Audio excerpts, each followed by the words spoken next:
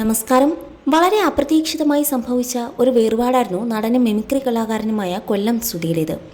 24 news ചാനലിൻ്റെ stage show കഴിഞ്ഞ് മടങ്ങുന്നതിന് ഇടെയാണ് സുധി, ബിനു അടിമാലി, മഹേഷ് കുഞ്ഞുമോൻ അടക്കമുള്ളവർ സഞ്ചരിച്ച കാറ് അപകടത്തിൽപ്പെടുന്നത്. മുൻ സീറ്റിലിരുന്ന സുധിക്കായിരുന്നു അപകടത്തിൽ ഗുരുതരമായി പരിക്കേറ്റത്. മാത്രമല്ല, അപകട സ്ഥലത്ത് വെച്ച് തന്നെ മരിക്കുകയും ചെയ്തു. നടൻ്റെ മരണത്തോടെ അനാഥമായത് ഭാര്യ രേണുവും മക്കളായ കിച്ചുവും റിതിലുമാണ്. സുധിയുടെ ആദ്യ വിവാഹത്തിലുള്ള മകനാണ് കിച്ചു എന്ന പേരിൽ അറിയപ്പെടുന്ന രാഹുൽ ദാസ്. നടൻ്റെ മരണശേഷം രാഹുൽ സുധിയുടെ കൊല്ലത്തെ കുടുംബ വീട്ടിൽ നിന്നാണ് പഠിക്കുന്നത്. 24 ന്യൂസ് ചാനലിൻ്റെ ഉടമസ്ഥരാണ് രാഹുലിൻ്റെ വിദ്യാഭ്യാസ ചെലവ് വഹിക്കുന്നത്. സുധിയുടെ മരണശേഷം രേണുവിനും മക്കൾക്കുമായി സന്നദ്ധ സംഘടനകൾ ചേർന്ന് കോട്ടയത്ത് പുതിയൊരു വീട് നിർമ്മിച്ചു നൽകിയിരുന്നു.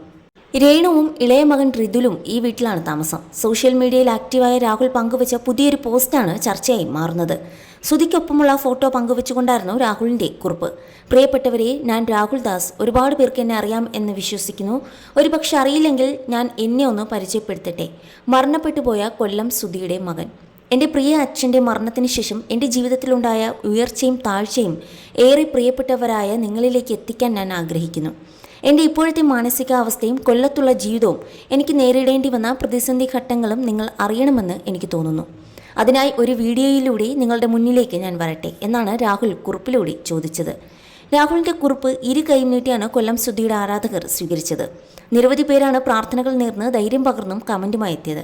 മോന് സ്വന്തം കാലിൽ നിൽക്കുക, പഠിച്ചു വളരുക, അച്ഛന് പ്രിയപ്പെട്ട മകനായി തന്നെ വളരുക.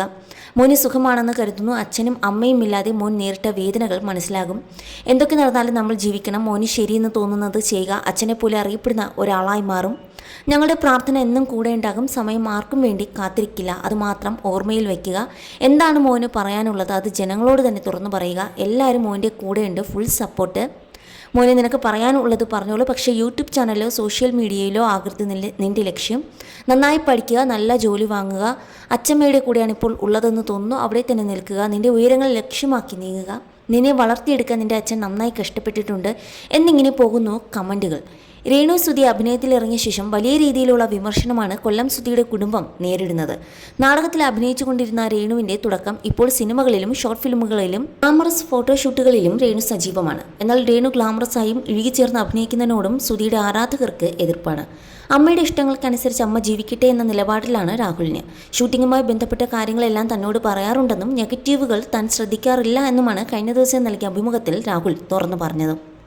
എന്നാൽ കഴിഞ്ഞ ദിവസം തന്നെ കിച്ചു സുധി പുതിയ യൂട്യൂബ് ചാനലും ആരംഭിച്ചു. ആദ്യമായി പങ്കുവെച്ചത് സർപ്രൈസായി രേണുവിനെയും തൻ്റെ കുഞ്ഞനുജനെയും കാണാൻ പോകുന്ന ഒരു വീഡിയോ ആയിരുന്നു.